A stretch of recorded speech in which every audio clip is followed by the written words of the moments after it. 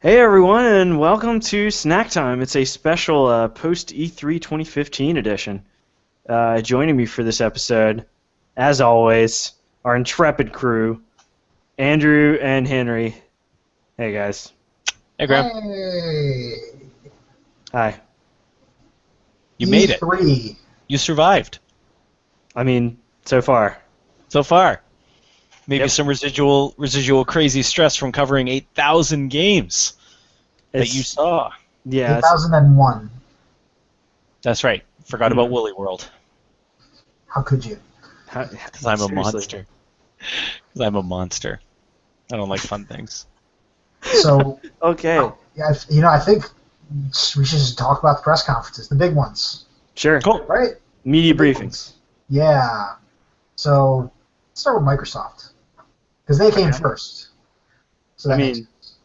If we don't count Bethesda. They're not big enough. They're pretty Okay. big, but not big enough. They're pretty big. Yeah. Okay. Microsoft. Microsoft.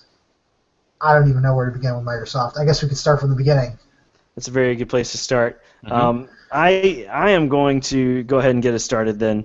I think the biggest news of the Microsoft event, and really, in practical purposes, the biggest of E3, though the hype's not with it, is Xbox 360 backward compatibility. Mhm. Um, right now it's software based, and we've only seen it in a preview mode and all that. But in case you didn't hear, Xbox Ones will be able to play a large library of Xbox 360 games.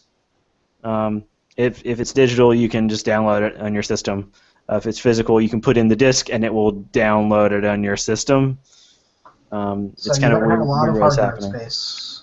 Yeah, but I mean, really, it's just good that it's there at all.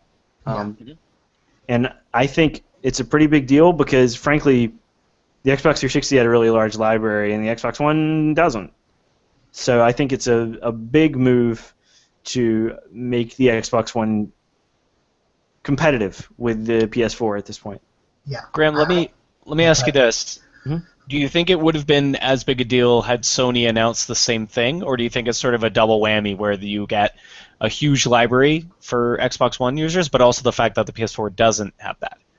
So I think it's a difficult question to answer, right? Because the PS3 uses the cell processor, and basically there's no way anybody's going to emulate the cell processor anytime soon That's what I've heard. without a slightly more powerful cell processor. So it was just never going to happen. Right.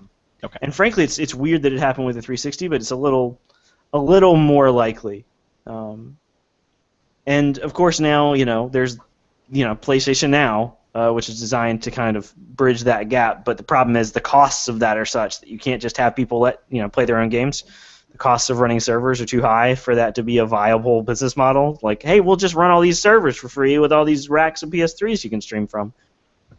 So it's tough, but I mean, I'm frankly just happy to be able to play some of that stuff again. I from a digital preservation standpoint, a lot of those Xbox Live Arcade games I hope continue. I actually want a few of those Xbox Live Indies if there's any way to get those going. I mean, the problem is the ones that are small enough to get lost are the ones that are small enough to not ever get this compatibility. But hopefully, the way this is set up is I know it's not like the Xbox to Xbox 360 thing where they needed to have special emulation for each game. So it is just all right, it runs in this shell.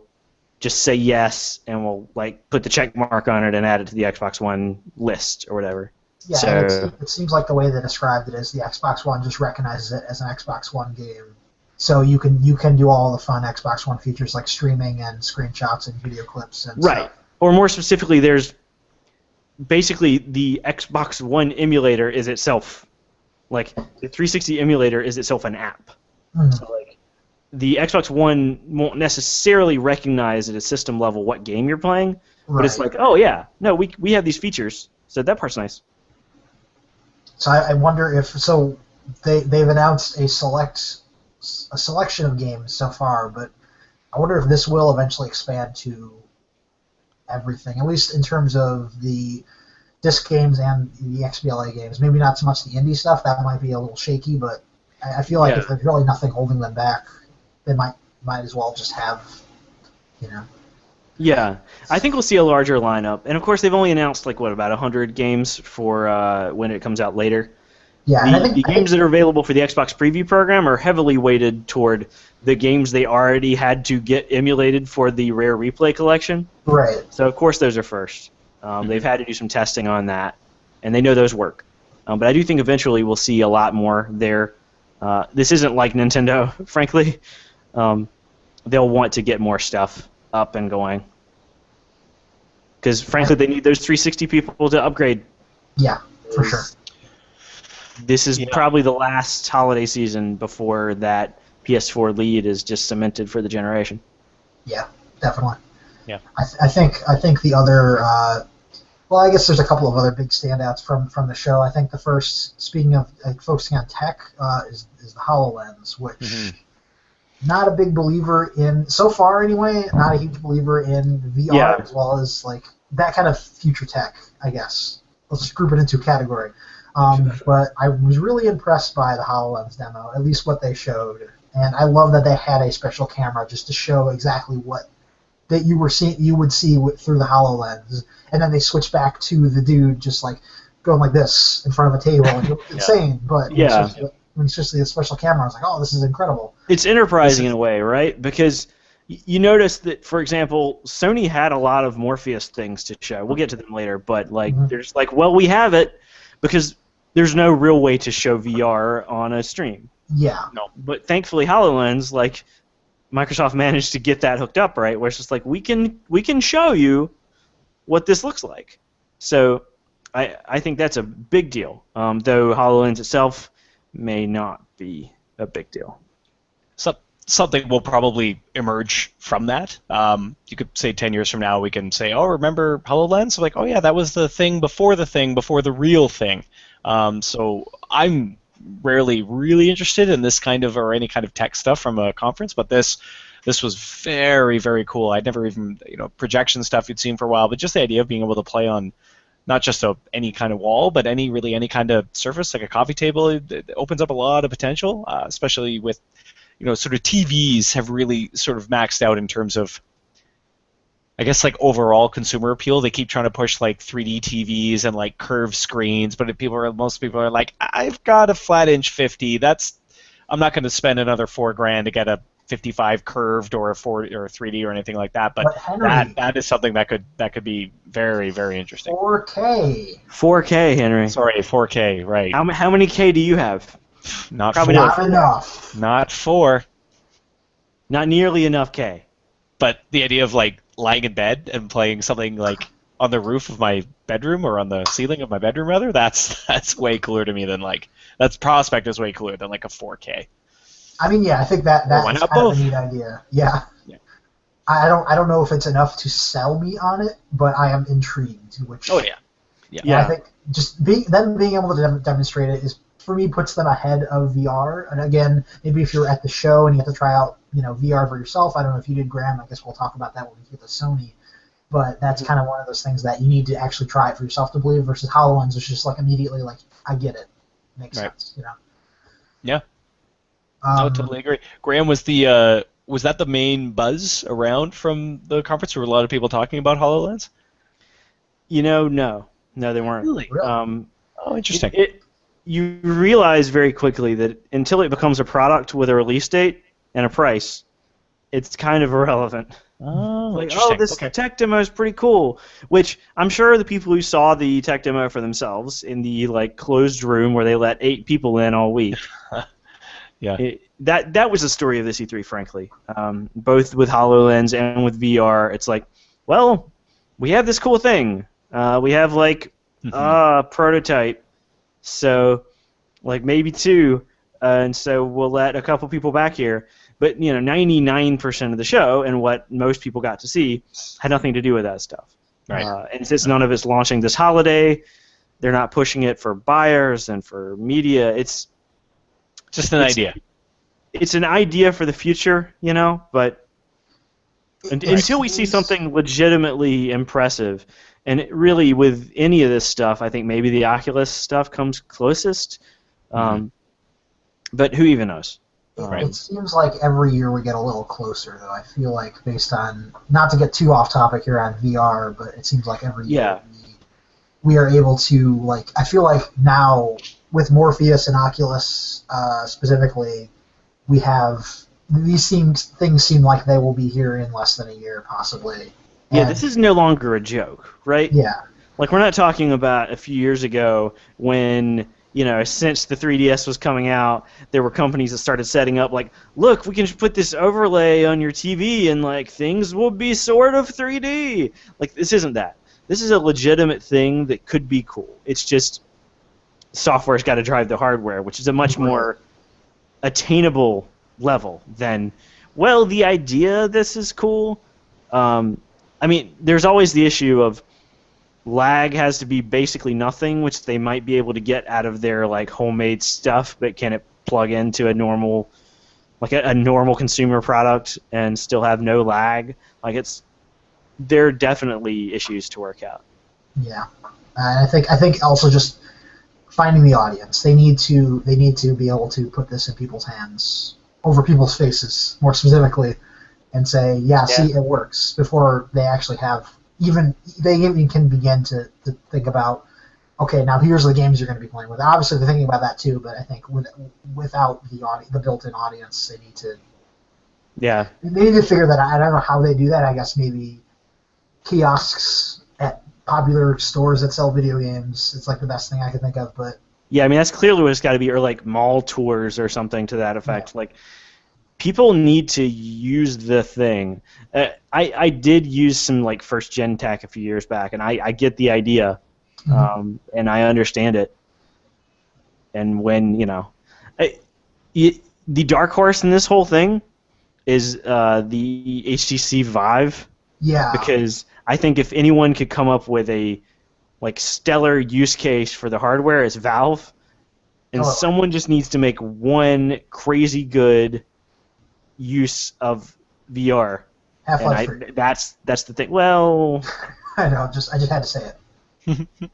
I mean, Portal 3 would be pretty great on this thing. I mean, yeah, that would be great too. I mean, heck, Portal 2 would be really cool on this thing. Like, it's not, but which I know people have done with the Oculus already. Like the idea of, I don't think an action game is going to sell this, right? No.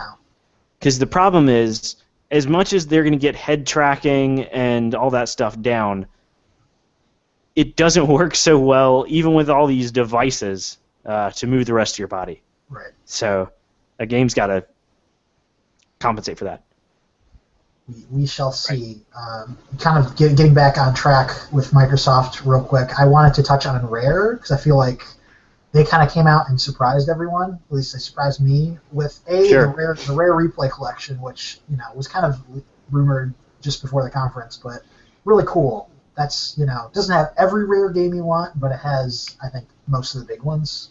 Mm-hmm. Basically, has the ones they could get the rights to. Well, yeah, but I mean, like, I feel like most of their best games are in that collection, and. Yeah. Even some games I didn't even know they made, so I'm excited to check those out again. Like what? I forgot they made Solar Jetman, which I love. Yeah. I love that game. So that's for like just a random poll. How could you possibly forget that? I know, right? No, but like things like that, like I don't know, just some of the super early stuff is one I'm most excited about. But I'm also excited to go back to like Jet Force Gemini to see how poorly possibly that game is aged, because again, I remember liking it a lot, but I'm feeling it might not hold up too well. Yeah, I mean, I'm interested. Hardware. Well, yeah, but also like they're not doing much to these games. Yeah. I missed out on Viva Pinata Trouble in Paradise when it came out. Yes. And Same here. Like getting a physical disc of that game, yes, you can get it for $15 on like Xbox Games on Demand, but like if you try to go on eBay and get a copy of that game, it's like $33. Yeah. So you can get a disc of this game for $30 with all the rest of the stuff. So seems like a pretty good chance to me. That's definitely one of the big things I'm excited about too, because I only played the original and I loved it, but I never got around to I'm more. It's always good. I always like these kinds of things, especially the value is just so good. It's just, There's no way anyone can complain about about $1 a game? Yep. So Canadian, it'll be about $8 a game, but that's all right. We're okay with that up here. It just makes me sad. It just reminds me how good Rare was, and like looking back, they're like, look at all the stuff we used to do. Please love us. It's really cool. Like it's really hard to go complain. It's just sad when you see like, oh my god, like they were on. I mean, they were the hottest developer probably for 4 or 5 years there, and it's just. But I really like. There's no complaints. I mean, this is an amazing value. I was also going to say, I think Sea of Thieves, which they also announced. For me, being the guy who loves games where you can sail and games where you're a pirate. Andrew, if there's two things you love, it's Witchers and pirates. Yes, and Witcher pirates especially. And Witcher pirates, yeah. Pirate Witchers not so much, but Sea of Thieves I thought looked really cool. We don't really know much about it. Outside of it, seems like a multiplayer-focused pirate game, but that's alone is enough to sell me. I think that's great. I think it's cool that Rare is making a big game again that isn't just a Kinect exclusive. I mean, basically all it took was the Kinect totally bombing. Yeah, totally. And now we got it. So, sometimes things work out. Before we move on from Microsoft, is there anything else noteworthy we haven't touched on? I shouldn't be negative, but it really bums me out that Halo 5 won't have local co-op. I know that's kind of that too.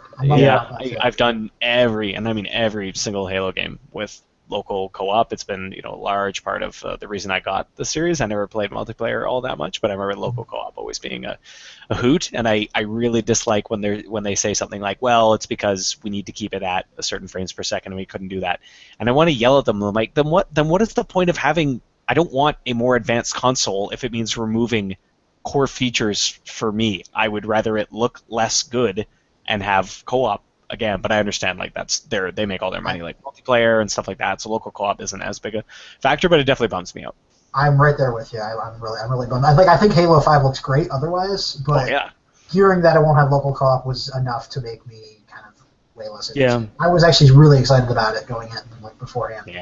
Yeah, it's frustrating to me because I know that it's totally possible for a developer to just optimize it for single player, but just shoehorn in the multiplayer however it needs to be.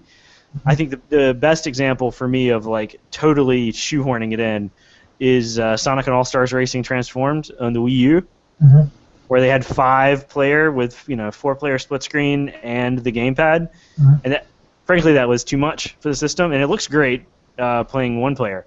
But when you do 5-player, like everything runs at like 240p or something. It's crazy small, but the thing is, it runs fast, and you can still play it, and everything's okay. And you'd rather have that than not have it at all. Right. Like, don't just cut it out because it's not optimized. That's fine. I'll decide whether I want to cut out entire people from playing the game because I want a better frame rate. And it's usually no. I would rather have people than frame rate.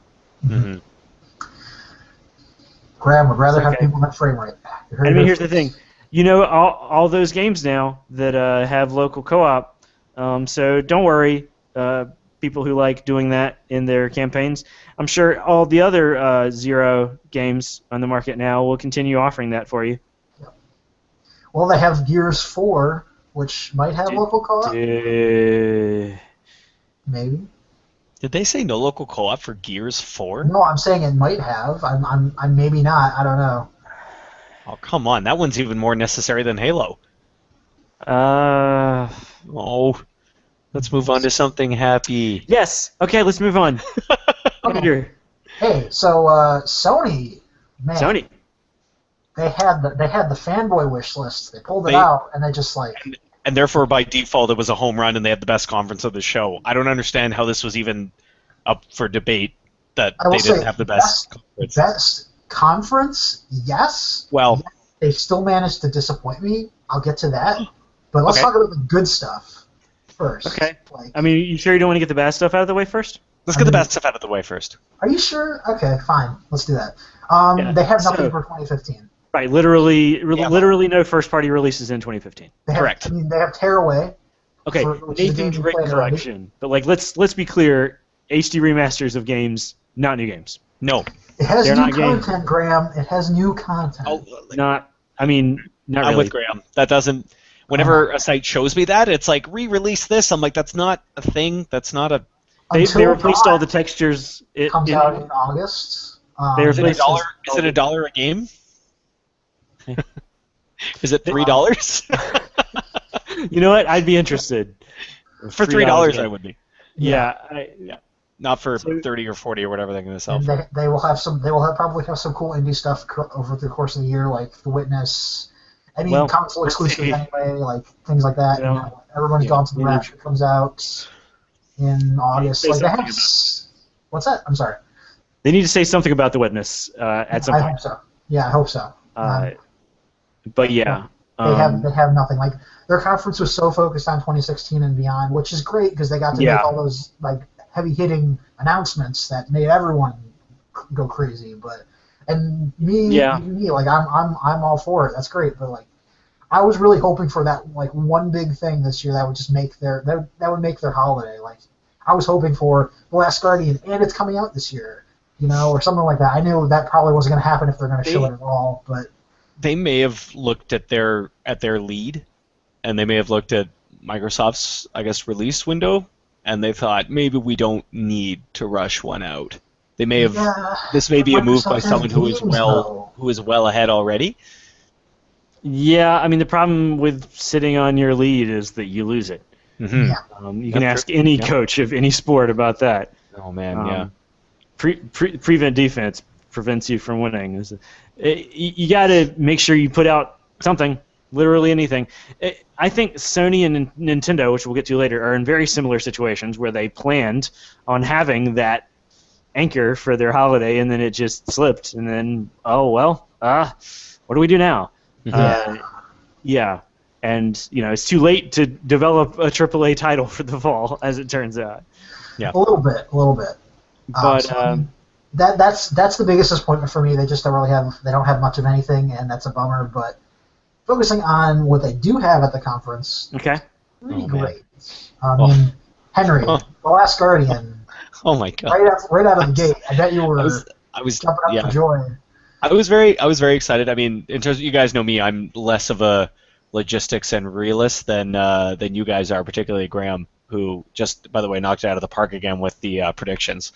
But it was close though. But it was closer. It was so close. In terms of just straight up ideas and fun, this was definitely one of the most fun E3s I've ever had. Just watching the streams and watching the comments, but the fact that they had The Last Guardian period alone would have made the show for me. I can't believe it's actually being made because they've gone back and forth 100 times. I'm still not convinced it's going to come out, but I sort of have hope. That team, I think, is very special. Ico and Shadow of the Colossus, I think, have aged wonderfully, which you can't say for a lot of games of that era. So to see what they can do with relatively modern technology, I don't know how long it's been in development. It may have been developed for PS3 for a long time, and then development for as long as since they first announced it, if not. How long? At least 4. The day after the dev team wrapped up Shadow of the Colossus. Let's be honest here. Holy cow! Okay, so that's about close to 10 years. Yeah, it's amazing. So even that being announced, that's kind of fun because like we see a lot of things like get canceled and a lot of that. So this coming back was a real surprise. I of course gave it a 1% on our predictor, so I guess I win either way. It's a win-win. Yeah, I know how those go.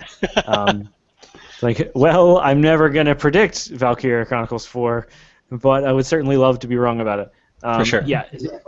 So I think it's interesting because we talk about, man, they really knocked it out of the park with the showing. The 3 things they did were confirmed that a game they've been working on for 10 years exists in some form similar to the form it existed in. They gave it a release window 7 years ago, which is 2016, which is better than their release window from before, which is in the future. Yeah, and so let's talk about the other 2 things Sony announced that were big deals. Right. So the Final Fantasy VII Remake, which, frankly, they showed about as much of that as they showed of The Last Guardian in, 2007, 2008. So we'll see about that. Yeah. And the third item, okay, let me preface this.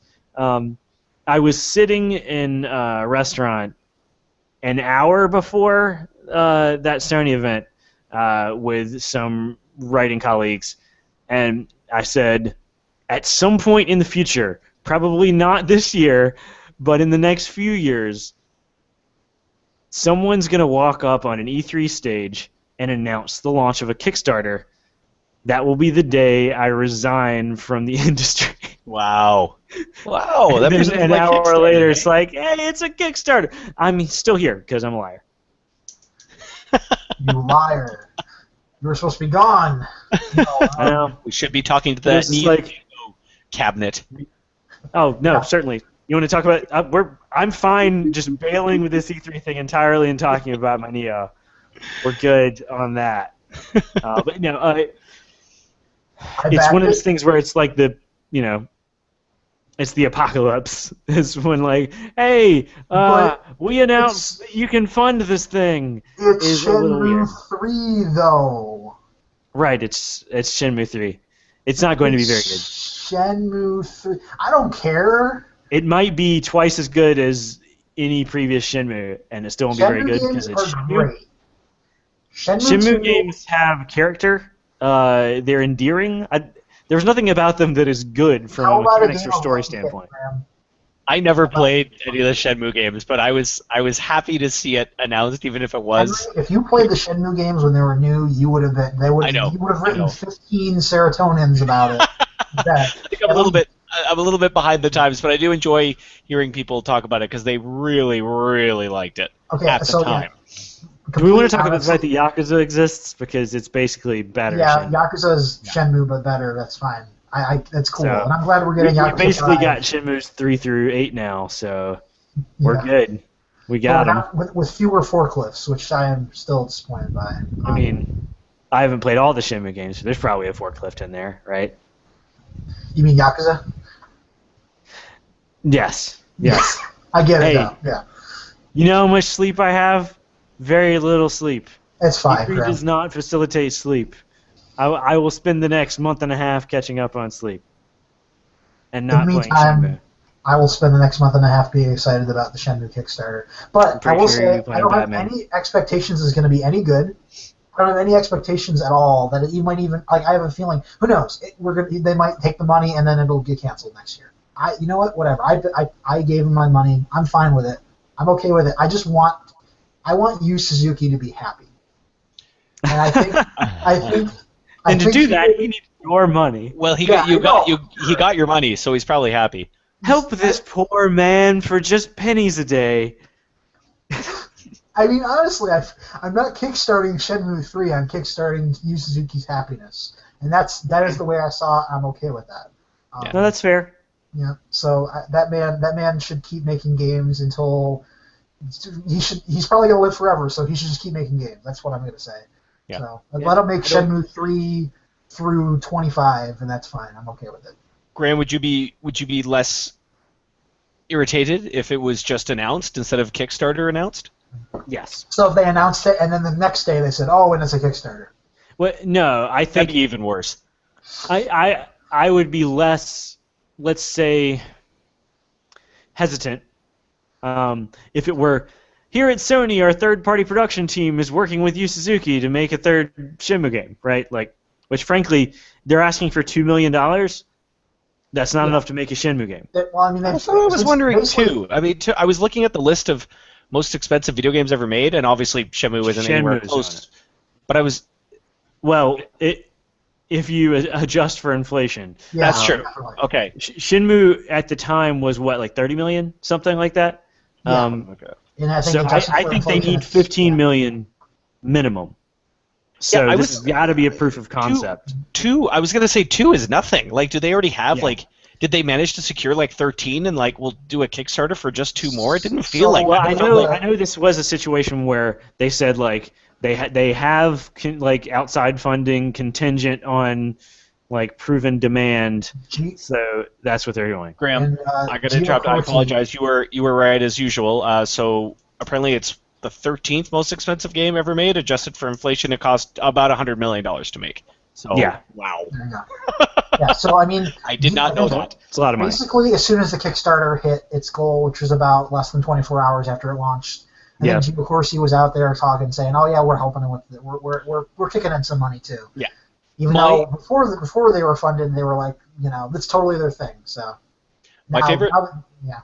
Sorry, I mean, my cool favorite part marketing about- money is not developing it, right? Like Sony's not publishing it. It's the same thing that Sony does to get exclusives.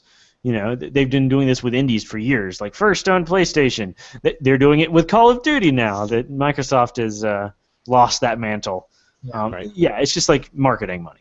Yeah, and I think they probably have other funding elsewhere. It's just, again, this is a situation like there was with Bloodstained, earlier, where it's the initial funding to prove that people want it, and also, hey, we'll take that extra money too. Why not? Right. So. Though all signs point to the deep pockets of Koch Media and Deep Silver having the back of Bloodstained,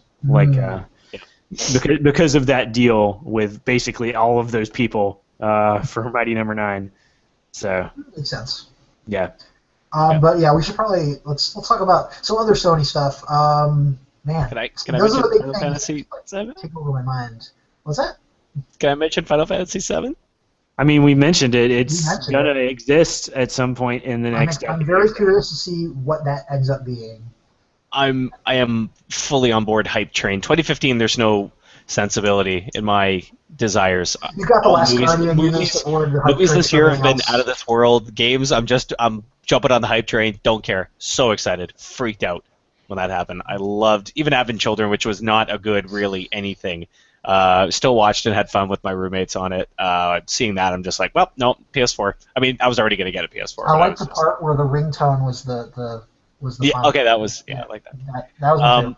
Everything else sounds Something magical about FF7. A lot of people's first RPG. The fact that they're doing this now is a little strange, but again, don't care. I'm sure there's They're doing reasons it now behind it. because It may be a bad people move. wanted Don't it. care. Getting it. Super People excited. want it, and they would have continued to want it until it existed. So it was gonna exist sooner or later. Yep. But don't worry, next year they'll want that Final Fantasy VIII remake. Maybe they'll do a Kickstarter. Sure, I'll back it. Wouldn't that make you happy? Hey, look. Kickstarter for I'm a not remake. against Kickstarter. Let's be clear. Right. I've been in that arena myself. It's just Right. one of those things where, like, Sony's big moment is, hey, you can give these people money and maybe there'll Yeah. be a game in 3 years. It's a little It's cheap. weird. Just to keep things moving along. I want to talk about the game that impressed me the most, like the actual game that's actually going to come out. That isn't just The Last Guardian and isn't just a trailer that doesn't show us anything. Horizon. Yeah. Horizon Zero Dawn Okay. looks awesome. It's fine. I know that's not your thing. I may have gotten Is it a like closer robot look at it. dinosaurs? They're not cool enough. I get it. I mean, I never said that. I know, I'm just kidding. Why are you putting words in my mouth? Don't do that. Andrew, So and I got a closer look at that game. you go ahead. And you know how, like, the thing they showed in the trailer, the extended look at that was that and then that again. That's fine. So if you were preparing for anything other than hide in the bushes, shoot at things, hunt, and then just keep doing that over and over, I don't know if there's anything else in that game. That game probably isn't coming out until the end of next year, so who knows? We could be seeing more of that. You're not next wrong year. about that. But at the same time, I think what they have shown is impressive. I know it could be the Watch Dogs situation where, yes, they have an impressive stage demo, and then what you actually get is whatever. But sometimes it's good to have something to be excited about. So Yeah. that's my thing. Besides Shenmue and making Yu Suzuki happy is Horizon. That looks really cool. It does look cool. I mean, Uncharted 4 visually incredible. Oh, Yeah. I like the part where it stopped working for a good 30 seconds. That's pretty funny. And then they cut to a pre-recorded video. Yep. Which is Pretty fine. clear. God. Yeah. Yeah. I mean, I saw it in motion. It works. There's some cool stuff in the second half of that scene. So I've heard. Yeah, it's basically like an evolution of the Uncharted 2 train level, where it's like a caravan of jeeps in the desert. Oh, cool. It's pretty cool. I'm all about that. But like, it's Uncharted. Like, there's nothing about that gameplay that's going to be any different than previous gameplay, which is not a problem. But also, like, doesn't have me excited about the future of games. I don't have any expectations that it's going to be anything more than another Uncharted that looks prettier and has even crazier set pieces, but that's okay.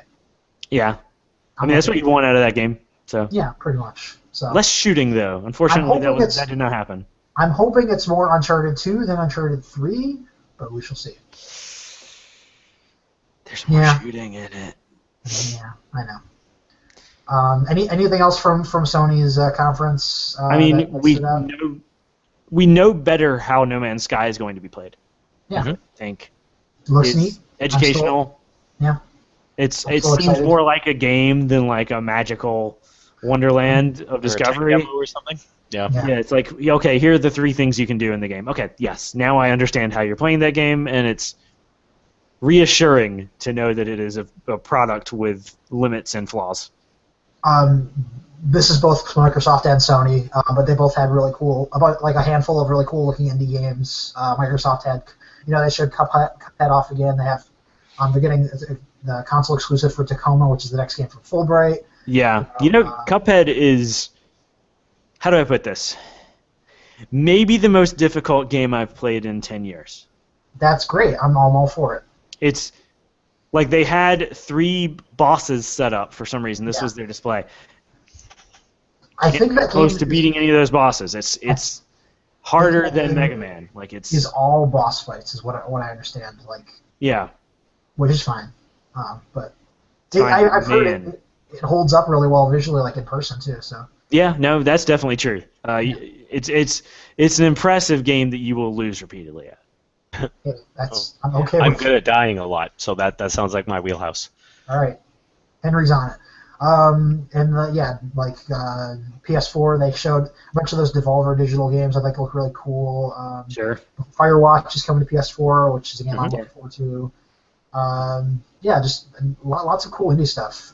Again, as usual, I feel like I'm really happy that we're getting, they continue to have that one indie segment in every Sony and Microsoft press conference now, and each time they happen to show something that looks really, a handful of things that look really cool. Yeah, though I'll say this. It seems like this year more than other years, the indie section isn't so much a bonus as it is replacing any medium or small level projects from first parties. Yeah, that's true. There's like, well, here's the 3 things we'll release next year, and then, I don't know, how about indies? Throw indies at you. We don't have anything, but here's the stuff. I'll take some indies. That's fine. Give them to me. I'll take them. So, any last thoughts on Sony? In terms of strategy and how they'll actually do in 2015 is something is probably a complete counter to how excited everybody felt about their conference. I think you guys are right that lack of 2015 first party will hurt them, but for now there's still sort of the euphoria of, oh my god, Final Fantasy, oh my god, Last Guardian exists, lots of other stuff that I think has a lot of potential. Sure. So I think there's, like I said, there's a bit of a sort of coming down to earth about all that stuff, but I had the most fun watching Sony's conference. Definitely, for sure. All right, so speaking of coming down to earth, you are possibly bound there.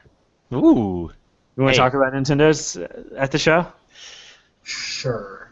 Stay positive, Henry. Stay positive. Stay positive. Stay Mario positive. Maker looks really cool. Yes, it does. Star Fox looks like Star Fox. Mm-hmm. Schnozberries taste like Schnozberries. The Nintendo 2015 story. That new Metroid game is a game. It's a game. I actually can confirm for you that it is a game, and that it is playable and is a game. I got both those things. Max Lovely's making it at least, so it could be okay.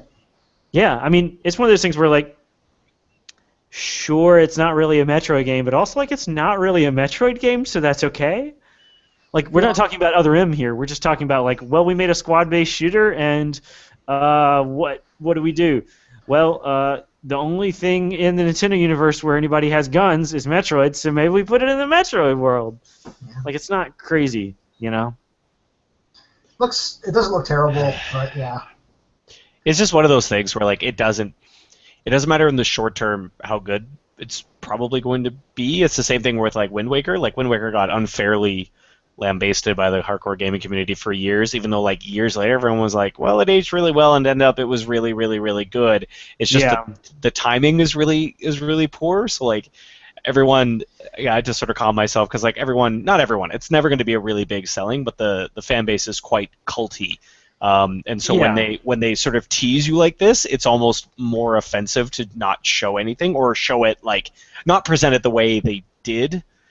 I think the timing was poor. I think if they had announced a Metroid game and then had that on the side, everyone would be like, "Oh, cool! This is like a cool little side thing." But right, just be poor. The problem is that this isn't like Wind Waker. It's like Four Swords Adventures, right? It's like sure. I mean, we're not trying to do a big Zelda game right now. You know, like in a very similar way. It's like we're not trying to do a Metroid. But there's way more. There are way more Zelda games surrounding that Four Swords than this, isn't there? Though way more people buy Zelda games than Metroid games, and I think people who are Metroid fans need to realize that the games don't sell particularly well. They're made for a Western audience, and then the Western audience doesn't buy it. Mm-hmm. Yes. So, well, I get an occasional Metroid game, and maybe shut up. Yes. Yes, I will. I mean, all the reasons of why they did it actually make sense, and you know, knowing Nintendo, it'll probably be good, and it'll probably be unfairly judged. But yeah, it comes down to just a very niche market, so you can't really be all that upset. Even if like a quick announcement saying like something Metroid is coming, we don't know when, I think would have calmed everybody down quite a bit. Though, I mean, the problem is Nintendo has gotten itself into some trouble this year by saying, hold up, don't overreact, we got another thing coming. That is the problem that they've had. Right. That is the NX problem, right? Like, don't overreact, we're going mobile, but we still have something coming. We can't talk about it yet, but don't worry, we're not going to treat you bad here. We have a thing. But, like, that's gotten them in trouble. Like, if they said, oh, yeah, look, there's a new Metroid, then, like, every next thing is like, why aren't they showing the new Metroid? Yeah. They're not ready to talk about it. Bit of a lose-lose situation for them, I suppose. I kind of appreciate, in almost stark contrast to Sony's conference, all of Nintendo's games were 2015 or early 2016. They didn't have anything that was beyond, like, maybe Q2 of next year. Right, and that's really been a Nintendo trend since the Nintendo Direct started, basically. Is like, well, we'll talk about this holiday season. And in fact, specifically, they'll talk about September through December, right? Yeah. We'll get a Nintendo Direct in like I'm gonna say mid to late July that'll show us some like August things and some 3DS things that aren't necessarily as big enough a deal. But you know that's really been a focus of E3 in general. But the media briefings have kind of been late to that train. We're just like, no, we got to have a big reveal. It's like, well, you should wait and talk about what people have this year because this is a trade show to get your games into stores this holiday season. Right. So it's not crazy to think about that stuff. Bram, as your lower third reminded me, that new Zelda game looks all right. Yeah, look at that. Yeah. So yeah, it's like Four Swords, but the 3D didn't make a lot of sense with 4 people, so they cut a person out of it. So, but that's okay because they made a pun. So this is specific to me. Say more words? This is probably specific to me, maybe a handful of the people. You can play the game solo, by switching between the 3 characters. You can play. Right. I mean, don't do that. Yeah, I know. I'm just saying you can. You can play with 3 people. Yes. You cannot play with 2 people. You can play with 2 people. You can? Yes. Just 2 people. Yes. Okay, I'm officially excited. I'm bored again. Because it's like the one-person thing. Like the third person turns into a doll, and you have the switch button to switch to the available person. Okay. So it works fine. I mean, you should play it with 3 people. But I'm. But yeah, I asked about that. Yeah. Okay. All right. I had heard otherwise, so thank you for alleviating my concerns. Yeah, I don't think the demo they had on the floor had that capability, but I don't think it had 1-person capability either. Right. It was just for the thing that people will come to that game for, which is the 3-player co-op. Yeah. Okay. Cool. All right. I'm excited again. Good. Cool. It's fun. That game looks really fun. You can be a person in a big bomb suit. You can be a Link. Yes, I can. For some reasons in cosplaying as Zelda. That's the thing. People told me I couldn't, but I believed all these years I could do that. Sure showed them. That was just because you tried to go through airport security. Don't blame that on us. All right. Cool. But yeah, that game looks really fun. Yeah. Mario and Luigi Paper Jam. Oh yeah, That's right. that's maybe if that has less dialogue than Dream Team, it'll be as good as Partners in Time. I'm gonna say nothing's gonna be as Paper Mario. like Bowser's Inside Story is the best Mario and Luigi game. This isn't going to be as good as Paper Mario or Thousand Year Door because it's a Mario and Luigi game, but I think it could be as good as the second best Mario and Luigi game. Okay. I played it. It seems. I mean, like I like Paper Mario.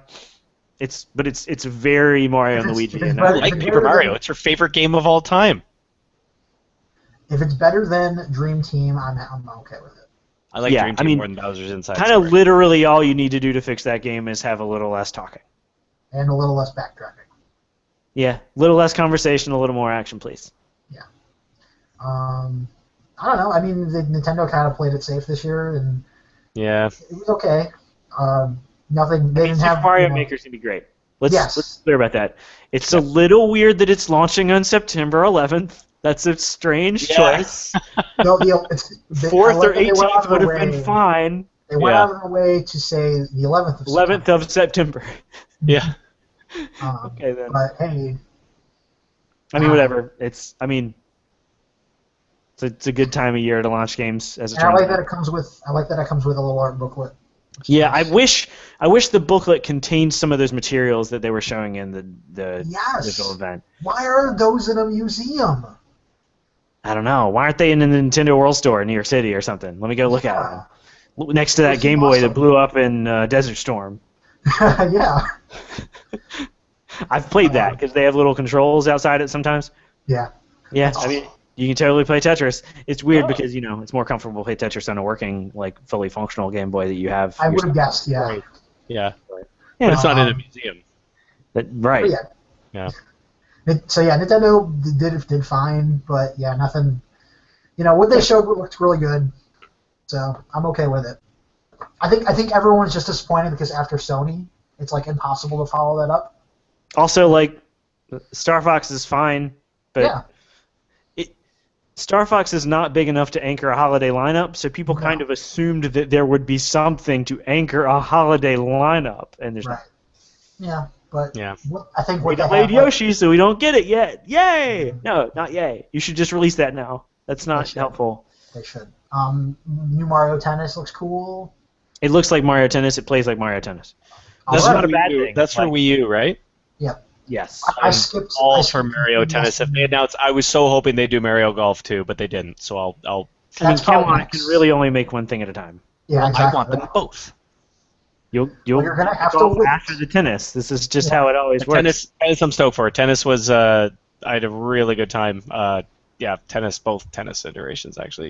I think on 64 one I liked a little bit more. But yeah, Both? stoked.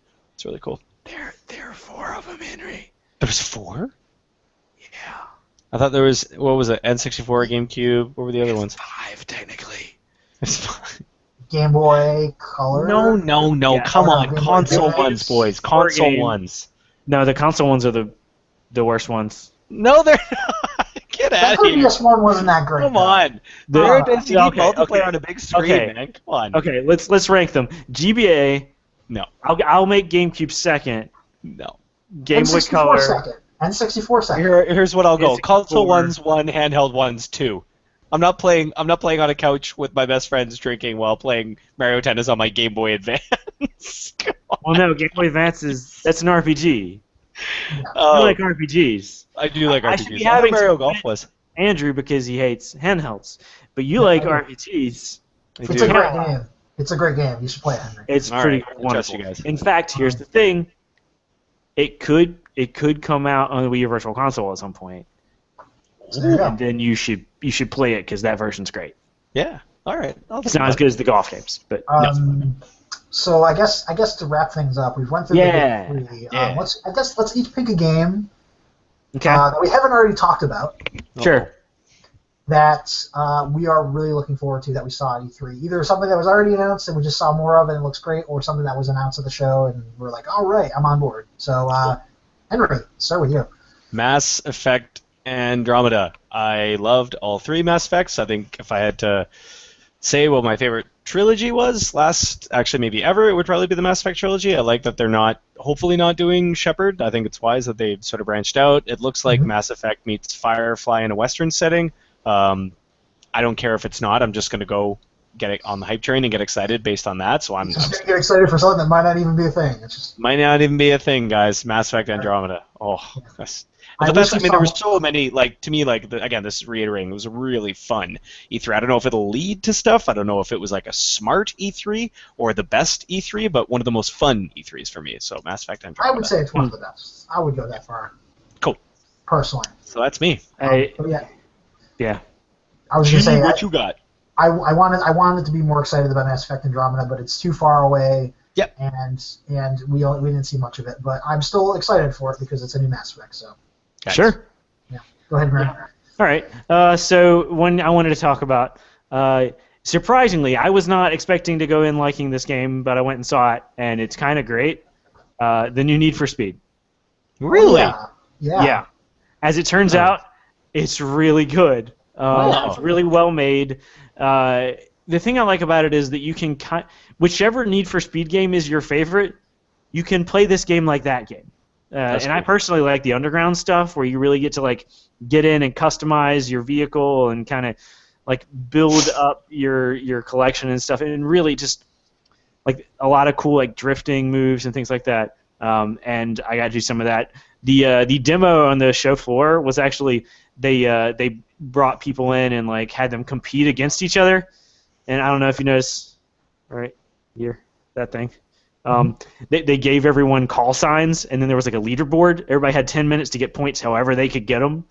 That sounds fun. And you can get points from making a cool car, drifting, driving really fast, evading the cops, all the things you do in games. And so I was Paulo, and I won because I'm real good. It was just a lot of fun because they had. I really hope that's a mode in the final game because they had a leaderboard and it was updated in real time and you had 10 minutes and you could everybody started in a race, right? And I did I was in third or fourth place out of 8 or something. So I was in the hunt, but I wasn't winning. But the idea is and then you could just go off and you have the rest of 10 minutes to do whatever, and you go off and drift or I think the idea of having a competition in a racing game where it's not. Well, now everybody drifts, and the best drifter wins. Where it's really about leaning into your strengths is a really cool idea. Yeah, and it seems cool. I'm glad FMV is back. Okay, that part's a little weird, frankly. No, that part is really great. I mean, if there were more of it, I'd be interested in it, but there's not going to be that much. Yeah, that's a shame. I know, Graham, you were someone who. You weren't as big on the previous, the more recent Criterion, Rivals and things, or more specifically the Ghost stuff, right? I liked Most Wanted because it was pretty close to Burnout Paradise, I guess. Mm-hmm. But yeah, this is better, I think, than certainly. Let's all just forget the run. But yeah, Rivals felt a little light, I think. Definitely. There wasn't enough time for them to build a feature set, so they just kind of had to lean into that chase thing, and I don't think the chase thing is that fun for very long. Whereas, I'm just going to customize this vehicle for an hour, but it's not a waste because you're actually earning points for customizing your vehicle for an hour, so that's cool. You got me kind of interested in it now, so great. Yeah. We should race them. I get points for racing with friends. That's one of the things. I will add it to my list. I don't know if I'll get it when it first comes out because, as you know, the holiday season is going to be ridiculous. But well, not for first party. Yeah, but there's a lot of third party. Sure. So my big game, which I'm surprised is getting a release this year, even if it's not a full release this year, is Hitman. Ooh, sure. So Hitman. So they didn't show that much of it gameplay-wise. They showed a neat trailer at Sony's conference, and then they showed a sort of gameplay trailer at Square Enix conference, and they gave a lot of details about the way that game is going to work, which is basically it's a Hitman game where they will be constantly sending updates and releasing new missions. So you'll be able to buy the full game, it's kind of, let's compare it to Splatoon. You buy the full game, and then over the course of a set number of months, they'll release new content for free, some new missions, et cetera, and then the game will be complete sometime in 2016. But another part of it that I think is really cool is the fact that they have these. I think everyone's compared it to the Splunky Daily Challenge, where they have these kind of missions where you have a set amount of time to complete it. You have a target to kill, and if you mess up, that's it, and you don't get another chance. And there's going to be, I assume, there's going to be a leaderboard of some kind or some way to track how you did compared to your friends, etc. That sounds to me like something really cool. I love that it's more focused on, like, Absolution. As much as I really liked it, was too focused on, like, the story that wasn't that great. I think the new game is going to get back to kind of just basically Hitman in a sandbox. Just do whatever you want. Make sure, just as long as you get the person you're trying to kill. You know, it seems more focused on what makes Hitman great, which I think is fantastic. And it just sounds really cool. And it comes out in December. There's actually a surprising number of games coming out in December that I'm looking forward to. Just Cause 3, Xenoblade, the new Trackmania, which actually looks really cool, and this Hitman game. So yeah, Hitman, just titled Hitman, no subtitle, because that's what the cool kids do these days, I guess. Yep. Cool. Hooray. Fair enough. Hooray! Oh, I got a little cut off there. I know. Oh well. I think everyone has been looking at the Neo Geo the whole time. Yeah, there we go. Fixed. All right. But no, yeah. So, yeah, that was E3 2015. It was great. I liked it. Yeah. Thumbs up. Yeah. Let us know what you thought. And yeah, so it's nice talking with you about it, Andrew and Henry. Indeed. Yep. Pleasure as Thanks, always. Thanks, Andrew. Yep. Bye. Bye.